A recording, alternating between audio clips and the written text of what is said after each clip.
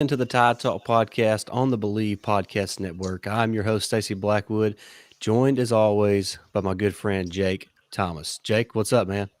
Man, I'm doing great. Got a short week this week. We got Thanksgiving coming up, and just real quick, I want to thank all of our fans. I know we probably don't have many, but we're just two good old boys who, just a few short years ago decided to talk a little bit of Alabama sports, and never would imagine that we would be on YouTube. And I just thought we'd be behind the scenes still, just doing audio, but just thankful for all the people who do come in and comment and everything. So I just want to thank the fans for all that they've done.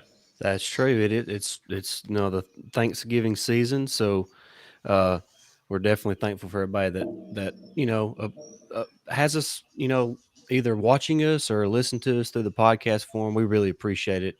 It means a lot to us, and like Jake said, we started this a few years ago, and it's done really well, surprisingly, and we're really thankful for that. And we're going to talk about the.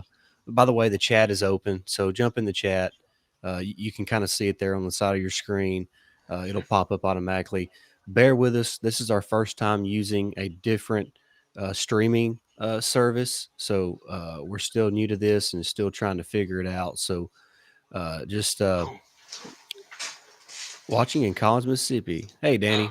Thank you, Danny. Thanks for joining. Appreciate it. But yeah, we're really thankful for everybody tuning in, and like I said, just kind of bear with us. This is our first time using this service, so just kind of have to see what happens. But as always, our show is brought to you by BetOnline.ag, and of course, it's Thanksgiving, and we all know what that means, football season. So make sure you head on over to BetOnline.ag to get ready to place those bets on those Thanksgiving Day games. And if you sign up today, whether it's on the mobile device or on their website, enter promo code BELIEVE and you receive a 50% welcome bonus on your first deposit. That's betonline.ag. All right, guys, really appreciate everybody tuning in. Like I said, the chat is open. Make sure you hit that like, share, and subscribe button there on YouTube. We would greatly appreciate that. We're going to dive right into this Arkansas game, Jake. It was a game that we thought going into the game it was going to be a physical game, and Arkansas was not going to lay down lightly, and they were not going to go away quietly. So, just your initial reaction to the past game against Arkansas. Yeah, and real quick, Danny, thank you for the kind words. It's a good show. We appreciate that. But yeah, going to the game, man. We had talk in our preview. We both could see this being either a close contest or kind of like how the Ole Miss game went. Mm-hmm. And unfortunately, it was a closer contest than I wanted. But I will say this: the positives.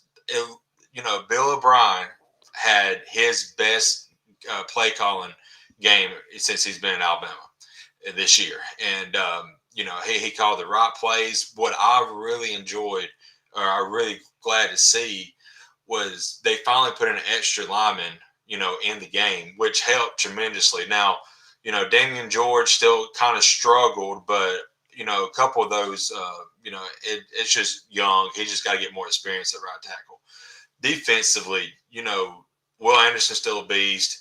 The defensive line that I think they only averaged I think they only had like 24 yards, 26 yards rushing.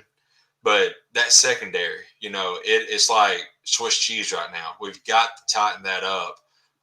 But other than that, I'm actually proud of how the offense played the other night.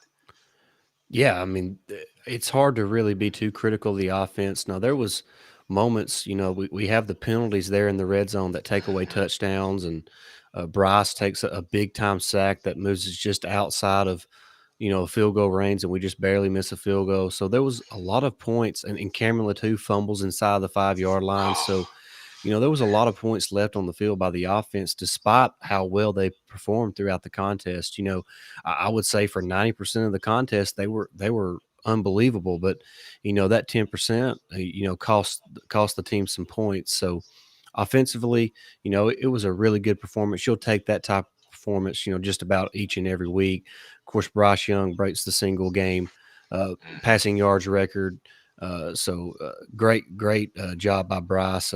He kind of started the game off a little slow. He was a little off target to begin the game, and Yeah. it didn't take him long. And we talked early in the season how his deep ball accuracy was not there, and I said just give him time.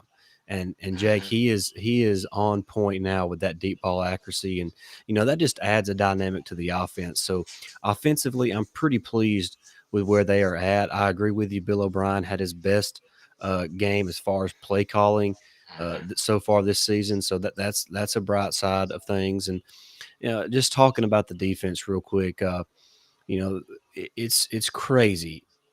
Generally, the defense plays pretty good, but there's about 5 or 6 plays it seems Oh, every game that they're just completely in shambles, and it yes. always it always it creates disaster plays for the defense where the team scores on big plays, and it's really frustrating when you sit back and watch.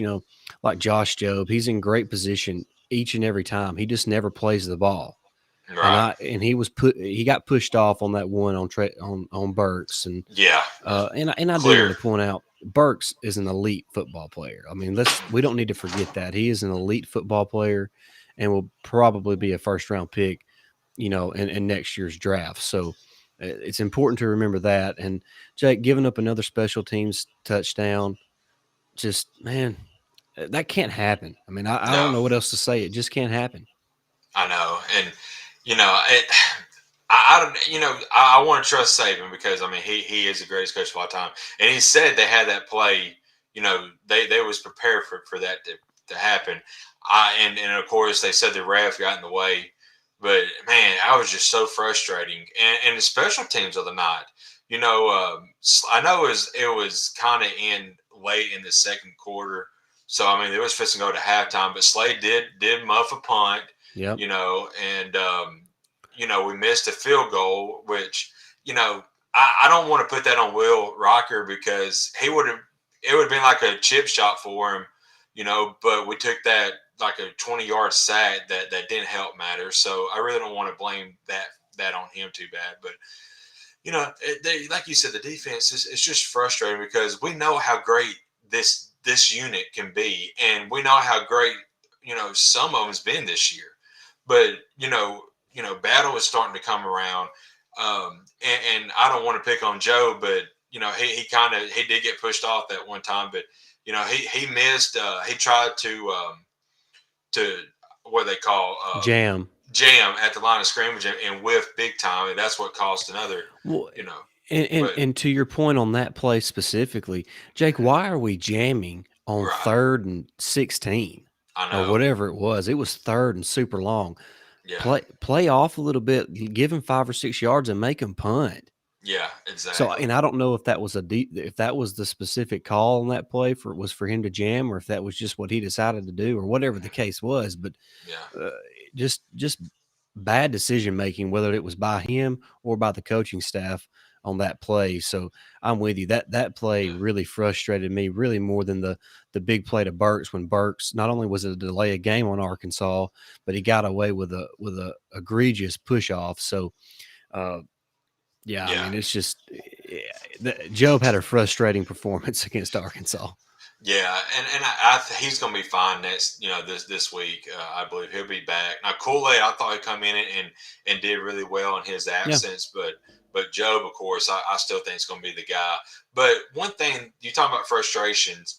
I was rewatching the game before we started, and I just some highlights. I believe it was pretty much all game. There was drives that Arkansas would have like 3rd and 11, 3rd and 14. yep. They'll get a first down. Well, then 3 plays later, it's 3rd and 11, 3rd and 14, 3rd and 16 again. They get the first down. I mean, they went. I think I saw they went 10 of 19 on third down conversions. We've That got to get off yeah. the field On on third third downs. on 3rd and 4th down conversions, they were combined 10 of 19, and when you force that many 3rd and 4th downs, and then you allow them to pick up over half of them, that makes it tough on your defense. And Yes. I mean, it strains them because they're playing more plays, and it's just it's not the way you want to do things. And Saban talked about that in his post game press conference, how that was really, a key factor in that ball game. So Hmm. defensively, it was just a very, uh, I don't really know what the word is. It was frustrating to watch because, and it seems like we say this, for the majority. We've said this for the majority of the season. It's just really frustrating to watch the back end of that defense play. Absolutely, and they're uber talented, and it's sad to see. Because I mean, Job is can has the potential to be a shutdown corner. Uh, Jay, out of that unit, Jalen Armour Davis to me has played the best. I agree You with you. know, He's been the most yeah, consistent player this season. yeah. Now Jordan Battle has come along the last 4 or 5 games, which is great. We're still kind of waiting on Malachi and Brian Branch to show up, but as a collective unit, they're just not playing the best ball right now. Yeah, But yeah, I still think they can. yeah. Well, and even after what happened Saturday, everything is still in front of them. They clinched the SEC West. You beat Auburn, you beat Georgia. You're in the SEC championship, or you're in the college football playoff Yeah, again. So, right. uh, we talk about it. We're spoiled. We're used to a Yeah, certain standard, and um, I agree. They have not played to that standard this year, and that really goes for both sides of the ball. The offense, even though they're putting up great numbers, they have a lot of miscues, a lot of penalties, a lot of drops. So there's certain things that offensively they could clean up that would, Alabama could have put that game away if not for the Latu fumble, if not for the holding mhm, calls that wiped out touchdowns, if not for a yeah, missed field goal, if not for taking that sack that led to the missed field goal. So offensively, if they clean up some of those mistakes, they're putting away these teams a lot faster, and it takes some of the pressure off the defense. I mean, it really is a team game. So right. uh, as each unit plays better, it's just better for the rest of the team. So they have it in them. The talent is there. The coaching is there, and hopefully they can put it all together, and hopefully they can put it together against Georgia in the SEC championship game. Absolutely, and I do believe that this unit, this team right here, will give Georgia their best shot. That anybody's given Georgia this year. I really think that. Now people may think I'm crazy, but I don't. I think we match up well against them. We can. Bryce has finally come around on his deep ball, and Jamison Williams and Mechie are mismatches. And I want to say one thing. When I was rewatching the highlights, John Mechie, in the first half had 122 yards, and it was a very quiet It was, 122 yards. It seemed like every play was going to JMO, yeah, and then I'm like, my gosh, we had two receivers that had over 120 yards, and Mechie just seemed like it was just a very quiet. I mean, he's just so good, and now with both of them, you know, we talk about we need a third option, but when you have both of these guys playing like they are right now, the defense, who you going to cover? You going to cover JMO? You going to double cover Mechie? Because yeah. both of them are going to beat you. Yeah, every Alabama fan has complained about, trying to find that third option at wide receiver. But Jake, when your first two options have been as good as what Mechie and Williams have been, I Yeah, mean, there's only one football. So I know. Yeah, and Bryce Young, man, what a I, game by I'm him. You just want to get to that. unbelievable. Yeah, Unbelievable. That's where I was going next, Jake. yeah, And just listen to his season stats so far: yeah. 3,584 passing yards, 38 touchdowns, and 3 interceptions. Heisman. I mean, i- if it's not him or Will Anderson, Yeah, I mean, uh, unless Bryce, it's most likely going to be Bryce because I mean, like it or not, it's an offensive award. it is. Um, but if Bryce don't win it, it'll be because he does not play well the next 2 weeks. So, Yeah, and I don't expect that. He has been consistent all season long. I know that C.J. Stroud is coming on hot for Ohio State, but to me, it's Bryce Young. Uh, he's simply unbelievable, and what's scary is that he has not reached his potential yet. no. He's only a sophomore, which means he'll be back next year, along with Will Anderson, who's the other guy, like you said, should be in the Heisman hunt. But that guy has what 13 and a half tackles for loss now on the season. No, that's 13 and a half sacks. Something to have sacks. He's He's got got over 22. he's got like 24 or 25 tackles for Yeah, loss. I mean, my gosh, and they were doing some different things with him the other night. They were trying to, do a bunch of stunts with him, which I'm glad to see. But he does those so well because it might have been last week's game. He was stunting. He just paused in the hole, and then like the left guard like turned his head just for a second, and Will took off through that hole and sacked the quarterback. Yeah, I mean, he's just so instinctive. And, the way he's carrying himself in press conferences and stuff. Like today, he said football is fun and I won't, I just want to win. And he's pretty much been talking about the national championship all year. So yeah. he's the kind of leader I want, and I'm hoping he gets through to some of these guys because, he's going to need some help. We got to have some more leadership on this team. I agree. That's, you know, I don't want to speak too soon because it can change in a moment.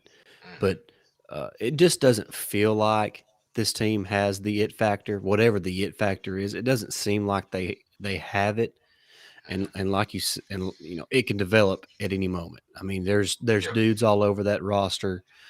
Nick Saban's still the goat, so it's not that they can't get there. I just haven't seen it yet. So. And that's kind of what makes this team fun and Yeah. infuriating to watch all at the same time. Yeah, I know, but I still enjoyed this team. Yeah, They're not the team of last year. They're a totally different new team. There's new faces, but right. they're it seems like we always talk about being spoiled. It seems like these guys kind of got spoiled by what happened last year, and they just think that they're invincible. But I thought it would change when the A&M game happened, and they had played a lot better, especially offensively. Minus the LSU game. Yeah, Other than that, they've gotten better, and defensively they started looking a little bit better. But now I want to give credit to Arkansas. I mean, KJ Jefferson is a dude, and we already talked about Burks. So yeah, I mean, they do have some great players, and KJ Jefferson played out of his mind the other night.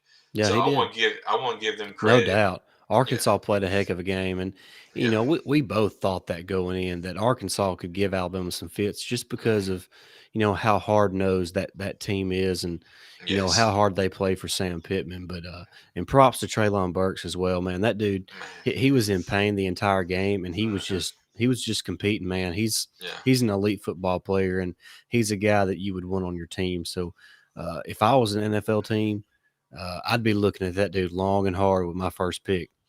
Absolutely, because First of all, like that you dude said, is massive. he He is is. massive. Yeah, he is, and I mean, and he played hurt all game, like you Right. said. So he's not going to, come game time, he's like, "Oh, I can't play, coach." No, he's going to go out there and try to give 100%, even though he don't feel Right. like it.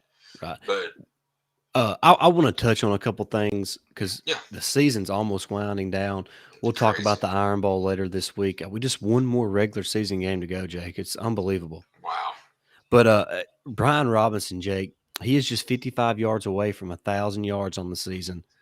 He's got 14 rushing touchdowns, so he'll probably get there against Auburn. hmm I'm not sure how many people thought he would have 1,000 yards in the regular season. So really proud of B Rob. Absolutely. And another guy who I thought the other night was having a great game that was kind of quiet. That was B Rob. I mean, I think he had like 122 yards rushing, and Yeah, I mean, it was. I mean, he earned every yard he got against he Arkansas too. he did. He did. I mean, he was plowing people over. He sent one. I mean, he knocked the soul out of some guy, some guy. I'm like, gosh. I mean, and that's what I love about B Rob. He's looking to run somebody over, and if you get in his way, he's going to lower them pads, and he's going to lay you out. So Right. you better go low to begin with and get lower than him, because if you don't, you're going to be looking up at him. That's right. And of course, Jamison Williams, he's already exceeded the 1,000 yard receiving mark. He's got 1,218 yards and 13 touchdowns. But Mechie is just 105 yards away from 1,000 on the season. So Yep. a great shot that both Mechie and Williams are over the century mark or the 1,000 yard receiving mark for the season. Yep. Uh, Chris Got and Angie say, any chance Saban offers DC position to Kevin Steele, should he let Pete Golding go? Uh, it's a possibility, but don't forget that Jeremy Pruitt is also still out there, and there's a chance that he would be available to come back into the SEC, considering how the Tennessee investigation went and that they found nothing. And so there's a good chance that Pruitt could also come back. And just in my opinion, I would rather have Jeremy Pruitt over Kevin Steele. Here's the interesting thing about Kevin Steele. There's been a lot of mumblings that Brian Harsin may look at the Washington job, Yeah. and a lot of people I've been seeing is wanting Kevin Steele, to be the head coach at Auburn if Hmm. that happens. So, it just depends on what happens there. So, Yeah. And also, I forgot, I'm going to bring it up real quick. On Twitter yesterday, somebody sent me a direct message. Brock Cubilo, I believe is his last name. He said, "Would you take Dan Mullen as the Alabama offensive coordinator?" No, I would not. offensive analyst, yeah, I'll be fine with that. But Jake, I'll be honest with you. I don't want him anywhere near Tuscaloosa. he's Dude, that he's a little guy's wild. weird. He's He's weird. weird. He's weird. I mean, it is true. I would take Sharp back in a heartbeat. Looks like he might get run out of Oh Austin. man, yeah, I would take Sarkeesian back in no time at all. I'd Yeah, I'd I'd go drive out there and pick him up and rent a U-Haul myself. I know. I would bring him back in a heartbeat. And, I just hate it because Sharp looks like he's one of these guys that's going to fit in that mold of you're a great coordinator and you're just not a great head coach, Yeah. you know. But, Well, and Texas's culture is just bad right now, yeah. and I'm not sure that I don't know how you change that. Uh, just maybe they should have gave Tom Herman a few more years. I don't know. I mean, it seems like this is like the third head coach in the last 10 years or so, and Hmm. uh, none of them have worked out. So I don't know. It sounds more like a Texas problem than a coaching Yeah. problem. And just looking out there, since we're talking about different coaches, one to keep your eye on that could come into the Saban, analyst type rehabilitation, Scott Frost. No, Because they he's done been renewed for another year. He's are you going to serious? they reconstruct. Wow, Yeah, they reconstructed his contract, and he will be back for next season. that's kind of shocking to me because they have been I'm going to struggling. be honest with you. I think it's a good move for Nebraska. I'm not saying it's going to work out, but who are they going to hire? Right. I mean, I mean, who would go there? they can't compete against LSU, Florida, USC for a head coach. So, I mean, that maybe next year the jobs are not as tough that you're going up against. So I think it's a good move on them. I mean, either it don't work out and you try to find somebody next year, and you're not competing against LSU, Florida, and USC, or it works out and he proves to be a good coach like he did at Central Florida. So I think it's a good move on their part. That's interesting. I didn't know that happened today. So Well, it didn't happen today. It happened a couple weeks ago, actually. I totally missed it. So that's why That's I all right. follow Alabama stuff, not Yeah. Nebraska. But All right. Hey, yeah, that's going to do it as we kind of wind down the Arkansas recap. Good win for Alabama. They clinched the West, heading back to Atlanta for the SEC championship game once again to face off against the Georgia Bulldogs. So everything that Alabama wants to accomplish bring is it, still in Georgia. front of them. Take care of Auburn in the Iron Bowl, beat Georgia in the SEC championship game, and you're back in the college football playoff. And actually, ESPN analytics show that if Alabama beats Auburn and loses to Georgia, they still have a 70% chance of making the college football playoff. So that would really piss a lot of people off. So we'll just Good. kind of see what happens as we get closer to that. But a lot can happen between now and that college football rankings. The one that matters when it comes out. So, Hmm. but we'll be here at the Todd Talk podcast to kind of look at that, and we're excited to watch the season wind down. It went by in a hurry, but we're excited Hmm. about the Iron Bowl. We'll talk about that here later this week. Absolutely, man. I'm excited. I'm glad we got the West clinched up, and like you said, Iron Bowl week, bring Auburn on, and it's time it's time to get ready for Georgia. So still got a lot to play for, guys, and I know that Saban's gonna have his team fired up and ready to go, regardless of what happens in the ball games. That's right. All right, guys, that's going to do it for this episode. We appreciate everybody watching. Make sure you like, share, and subscribe here on YouTube. Jump in the comment section and let us know your thoughts on Alabama's victory over Arkansas. All right, for Stacey Blackwood and Jake Thomas, roll tide. Roll Tide.